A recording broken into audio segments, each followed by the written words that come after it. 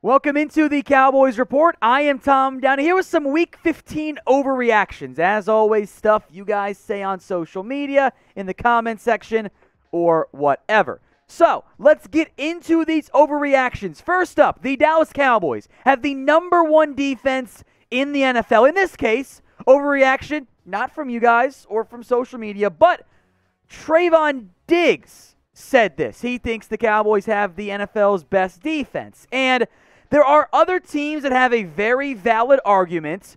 It's not that outlandish, though. It's not really an overreaction, especially the way they've played as of late, which, for the record, is not something any of us thought they were going to do. Entering Week 14, using DVOA. It's nerd stuff, I know, but what it does is it helps factor in the opponents, the situations, all that stuff, as opposed to just yards or just points. It's a way to be a smarter evaluator of defense.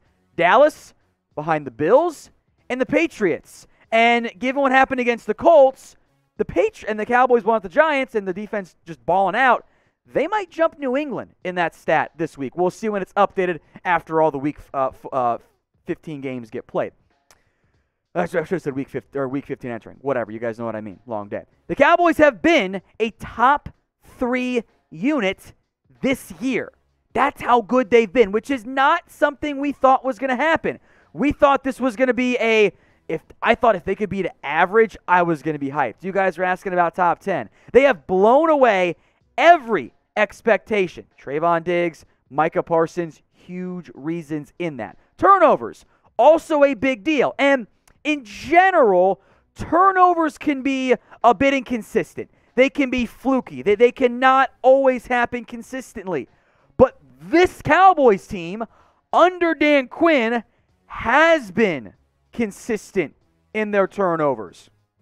Whatever their takeaways, I should say. Whatever team they're playing against, they're forcing those turnovers. That is a big deal. Now, are you going to get multiple every single game? No, you're not.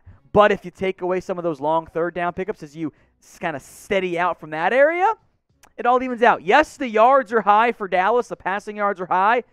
You're winning games. Teams are forced to throw it on you, and then you're getting interceptions on those drives as well.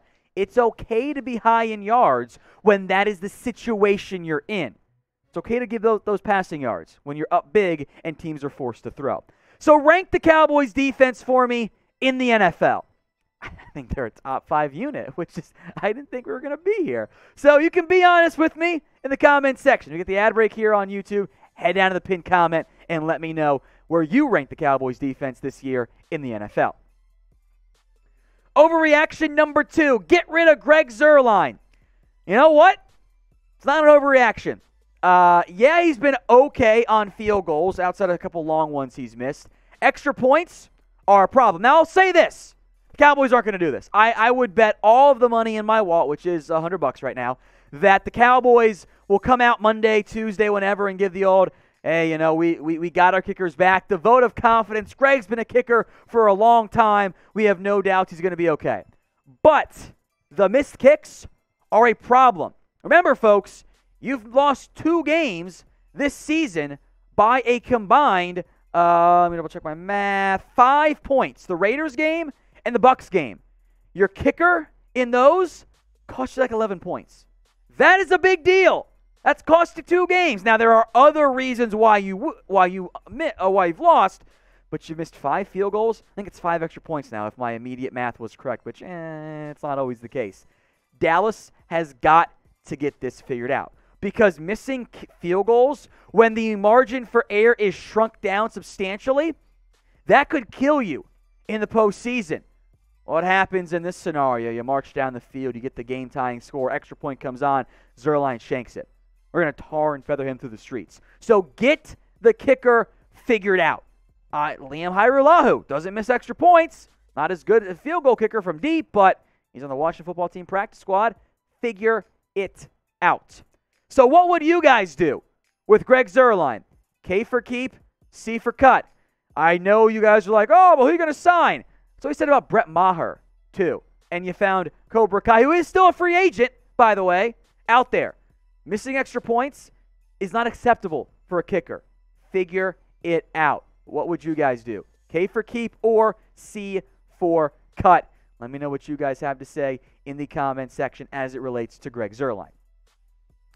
To be nice, since the Cowboys won, I am going to keep open the jersey giveaway just a little bit longer because I'm in a giving mood this holiday season. 125% deposit bonus at chatsports.com/bet when you use promo code Cowboys125. That will get you a 125% deposit bonus. If you want in on the deal, email us, jersey@chatsports.com. We've got two actually available right now, Dak Prescott Navy, and we just got some more inventory on the Zeke Color Rush. Email us, jersey@chatsports.com, if you want in on this deal. Look, there's a bunch of steps you got to take. Got to put down $100, use the right promo code. If you have questions, just email us, jersey@chatsports.com, if you want in on that deal. Put the email for you guys in the comment section and in the description. Overreaction number 3, Dak Prescott is broken. It's not the take I would have coming out of this game. I think this is an overreaction. The offense has issues. Broken for Dak Prescott? No. I don't believe that's the case. Not as good? Making mistakes? Leaving throws out there? Yes. He has not performed to the level we saw Dak Prescott playing at the beginning of this season. The Cowboys and Dak Prescott played a rather conservative game against the Giants. But I thought Dak only had a few bad plays. The deep shot to Gallup, by the way, not going to be a touchdown. There's a safety there. I think actually Dak tried to underthrow it to make it easier on Gallup to not get rocked with a safety, but it was a bad throw. It's a bad throw, make no mistake. Threw a bad one to Cooper. Had the strip sack where he thought Lamb was going to block behind him and he didn't. He didn't feel the pressure. Those are bad plays.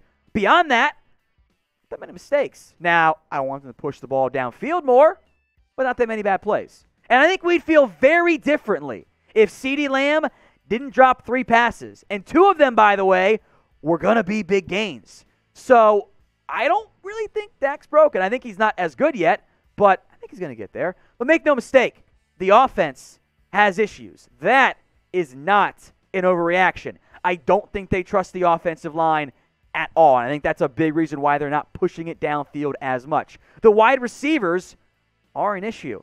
You're running the wrong routes, dropping passes. You're not getting open the way you did earlier. The opposing teams are daring Dallas to take the underneath stuff, run the football. And they did that better against the Giants. But they got to finish drives. They have to finish off drives. If you score 1 or 2 of those red zone tries that came up short on, if you have more time before the end of the half, maybe we feel a little bit better about this offense. But it's not fixed yet. I think it was a better game despite the overall point totals, but it's got to get better. It's not there yet. So what do you think? Will the Cowboys offense get right? Will it get fixed? Y for yes, N for no. Get those responses in for me in the comment section. While you're down there, I still have a goal. I want to, for this Christmas, I want to double up the Washington football team's actual YouTube channel. Now, we got about 4,000 subscribers to go to make that a reality. But I think we can do it. I want to do it. And if you want to join a non-poverty franchise, hit that big red button and subscribe today. Overreaction number 4, play Tony Pollard more. We're back on this one. It's not an overreaction. This is, I think, the best path for Dallas. Pollard, simply put, guys, is more explosive right now. He's making more plays for you. He's getting loose. He's busting runs. Zeke Elliott, he's not doing that. I thought Zeke looked better against the Giants. The average kind of dipped down later on in the game. I thought the reinsertion of Connor Williams into the lineup was a shrewd and brilliant move by the Cowboys, and frankly a little bit overdue because he's better than McGovern at left guard. But Pollard, he's a better runner. Now, he's not as good as a pass protector, but he brings you more big plays. If you want to use both, okay. I think your snap counts should flip.